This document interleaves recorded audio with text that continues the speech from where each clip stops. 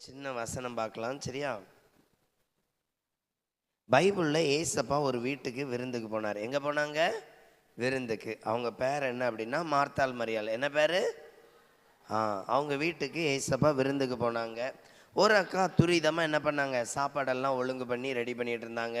இன்னொரு அக்கா ஏசப்பா கிட்ட வசனம் கேட்குறதுல ரொம்ப தீவிரமாக இருந்தாங்க.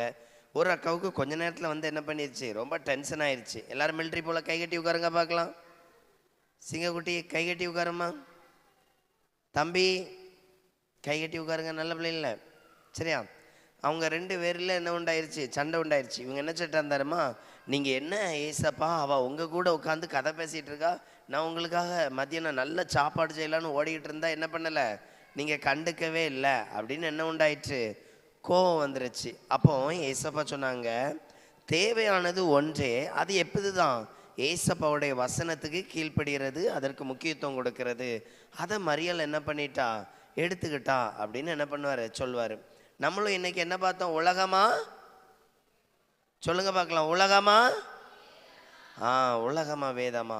சரி, இன்னைக்கு நம்ம அதனால நம்ம எதை தேர்ந்தெடுக்கணும், எதை தேர்ந்தெடுக்கணும், சத்தமா சொல்லுங்க, எதை தேர்ந்தெடுக்கணும்?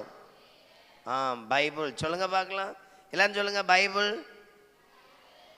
நம்ம இயேசுக்கு எவ்வளோ இடம் கொடுக்குறோமோ அது நமக்கு என்னது, ஆசீர்வாதம். நான் உங்களுக்கு பாட்டு புக்கெலாம் தந்திருக்கேன் இல்லையா, இதெல்லாம் கடைசி அன்னைக்கு உங்களுக்கு பத்திரமா வைக்கிற அன்னைக்கு அதை கிழிக்காமல் கசக்காமல் வச்சுருக்கிறவங்களுக்கு நான் பரிசு தருவேன். சரியா?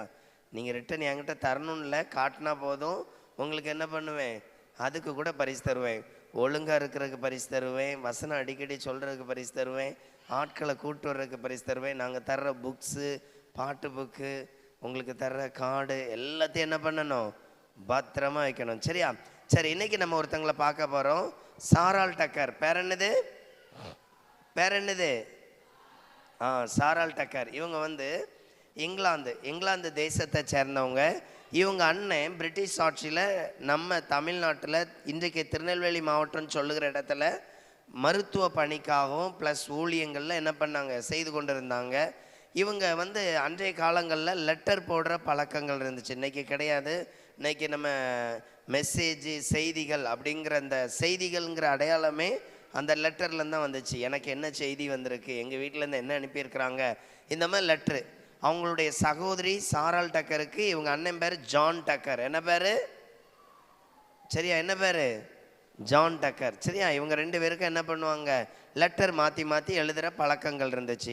ஆனால் நல்லா கவனிக்கணும், இந்த சாராள் டக்கருக்கு நடக்க முடியாது. என்ன முடியாது? நடக்க முடியாது. இவங்க ஒரு ஹேண்டிகேப். இவங்க யாரு? ஆனால் இவங்க என்ன பண்ணாங்க அப்படின்னா, ஜான் டக்கர் ஒரு லெட்டர் அனுப்புகிறாங்க. என்ன அனுப்புகிறாங்கன்னா, தங்கச்சி நான் ஒரு வீட்டுக்கு தண்ணி கேட்குறதுக்கு போனேன், அங்கேருந்து அந்த பிள்ளை என்னை பார்த்துட்டு வீட்டுக்குள்ளே போயிட்டு கதவே திறக்கலை அப்படின்னு சொன்னாங்களாம்.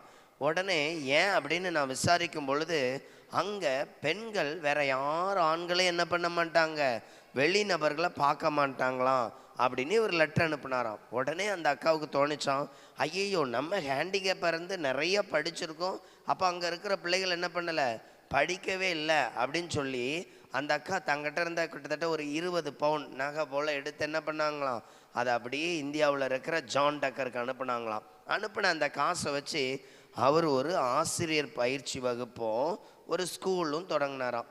தொடங்கி 13 வருஷம் ரன் ஆகிட்டே இருந்துச்சு. இந்த அக்கா அங்கங்கே பணத்தை வாங்கி வாங்கி வாங்கி வாங்கி அனுப்பிட்டே இருந்தாங்க. ஆனால் கொஞ்ச நாள் கழித்து அவங்களால என்ன பண்ண முடியல, பணம் அனுப்ப முடியல. அண்ணன் ஜான் டக்கர் சொன்னாங்க, அந்த ஸ்கூல்லையும் கல்லூரியும் என்ன பண்ணிட்டோம், நம்ம மூடிட்டோம், அதை என்ன பண்ண முடியல, நடத்த முடியல. இதை கேட்ட அந்த சாராள் டக்கருக்கு ஒரே அழுகை. ஐயோ நம்மளால் நம்ம கண்ணும்னாலே இந்த வாழ்க்கை என்ன பண்ணிட்டு முடிஞ்சிட்டேன்னு சொல்லி அழுதுகிட்டே இருந்தாங்களாம், துக்கமாக இருந்தாங்களாம். அப்போ சாராள் டக்கருடைய தோழிகள் அதாவது ஃப்ரெண்டு பார்த்தாங்களாம், ஏன் சாராள் நீ இப்படி இருக்கிற, உனக்கு ஏன் இப்படி துக்கமாக இருக்க அப்படின்னு கேட்டோன்னு சொன்னாங்களாம், நான் ஒரு ஸ்கூலும் ஒரு ஆசிரியர் பயிற்சி வகுப்பும் தொடங்கினேன், அதை என்னால் ரன் பண்ண முடியல, அந்த ஊரில் உள்ள பிள்ளைகளுக்கு கல்வியே போச்சு அப்படின்னு.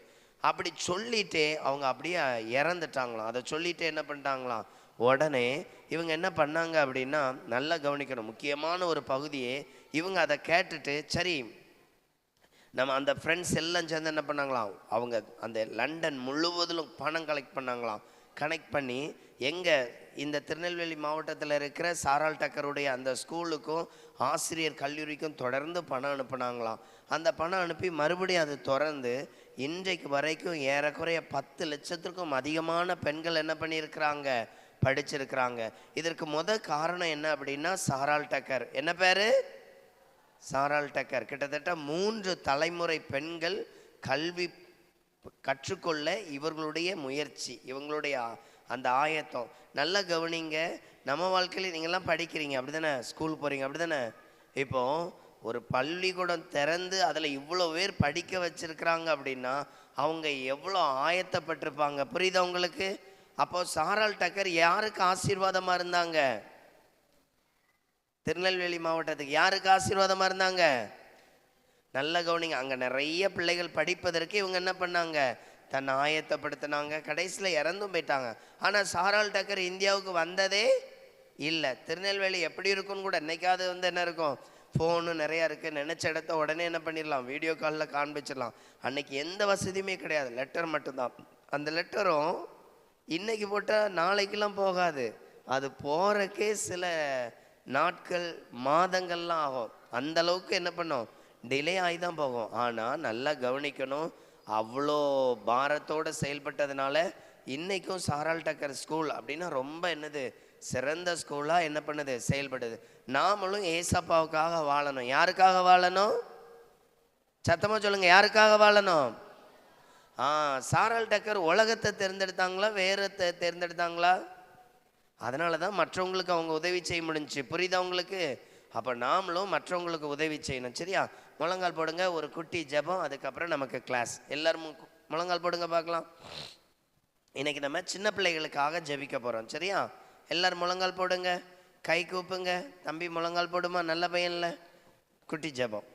எல்லாரும் முழங்கால் போடுங்க, கண்ணை மூடுங்க. ஏசப்பா இந்த வேலைக்கு நன்றி.